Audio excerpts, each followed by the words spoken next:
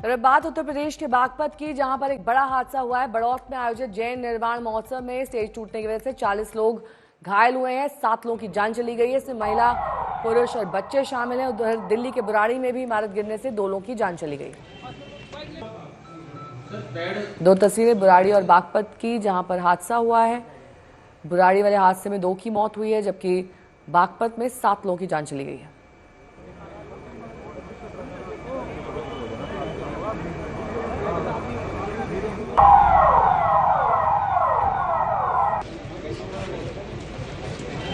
वहीं बागपत की डीएम अस्मिता लाल क्या कुछ कह रही है, सुनिए। आज जैन समाज का एक कार्यक्रम था बड़ौत में सीक्वेल स्कूल में, जो पिछले 30 सालों से हर साल होता है। और यहाँ पे एक वुडन स्ट्रक्चर था जो कोलैप्स हो गया और अराउंड 40 लोग जो हैं वो घायल हुए हैं। और उन सभी को 108 की एम्बुलेंस समय वहाँ पर मौके पर पहुँच गई थी। सबको हॉस्पिटल पहुँचा दिया गया है और 20 लोगों का प्रथम उपचार करके उनको घर भेज दिया गया है। बाकी 20 लोगों का उपचार अभी चल रहा है। कोई जनहानि की सूचना तो नहीं? 5 की सूचना अभी तक है। तो बागपत में ये हादसा, जिसमें स्टेज ऊंचाई पर बनाया गया था, ये स्टेज गिर गया, जिससे लगभग 40 लोग घायल बताए जा रहे हैं। 7 की जान चली गई है। पुलिस प्रशासन अब घायलों का इलाज कराने में जुटा हुआ है, क्योंकि कई की हालत गंभीर भी बताई जा रही है। यही वो मचान से दिखने वाला स्टेज है जो अचानक भरभरा कर गिर गया।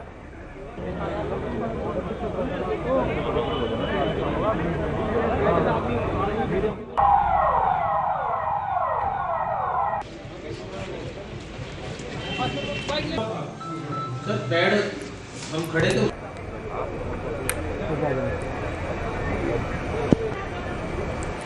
वहीं दिल्ली के बुराड़ी इलाके में कौशिक एनक्लेव स्थित ऑस्कर स्कूल के पास निर्माणाधीन बिल्डिंग गिर गई है। मौके पर मलबा हटाने का काम जारी है। अब तक 2 शव निकाले जा चुके हैं।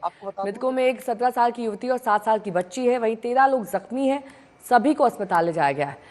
आशंका यह जताई जा रही है कि मलबे में कुछ और लोग दबे हो सकते हैं। लिहाजा प्रशासन लगातार रेस्क्यू ऑपरेशन चला रहा है, ताकि एक एक जान को बचाया जा सके।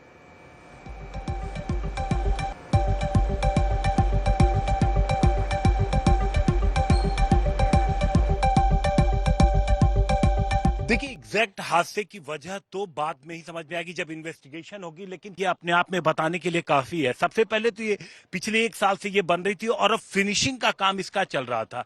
यहाँ सामने आप देखिए, जो मलबे के ऊपर जो आप देख रहे हैं वो पिलर है, जो दीवारें हैं। तो आमतौर पर ये देखने को आ रहा है कि जो इस तरीके की जो बिल्डिंगें बन रही हैं, खासतौर से जो बिल्डर फ्लोर बन रहे हैं ऐसे इलाकों में, उनमें एक ईंट की सिंगल दीवार बनाई जाती है। और उस पिलर को देखिए जो सामने टूटा हुआ पड़ा हुआ है, जिसको काट करके एनडीआरएफ ने अलग किया है। उस पिलर की कंडीशन देखिए, जैसे लग रहा है जाने कितनी पुरानी इमारत का ये मलबा है, न कि नई इमारत का ये मलबा लग रहा है। तो जाहिर तौर पर जब जांच होगी तो कई सारी चीजें सामने आएंगी। लेकिन क्या ऐसी बिल्डिंगें, सवाल तो ये है कि जब ऐसी बिल्डिंगें बन रही होती हैं, इनका नक्शा जब पास होता है, तो क्या किसी तरीके का कोई क्वालिटी कंट्रोल जो तमाम जो सिविकियां हैं उनकी तरफ से की जाती है या नहीं?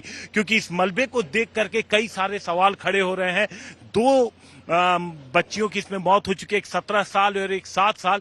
और इस मलबे के नीचे अभी कोई है या नहीं है, इसको लेकर के भी अभी साफ स्थिति नहीं है, क्योंकि एग्जैक्टली जो कितने मजदूर अंदर थे वो कोई बता नहीं पा रहा।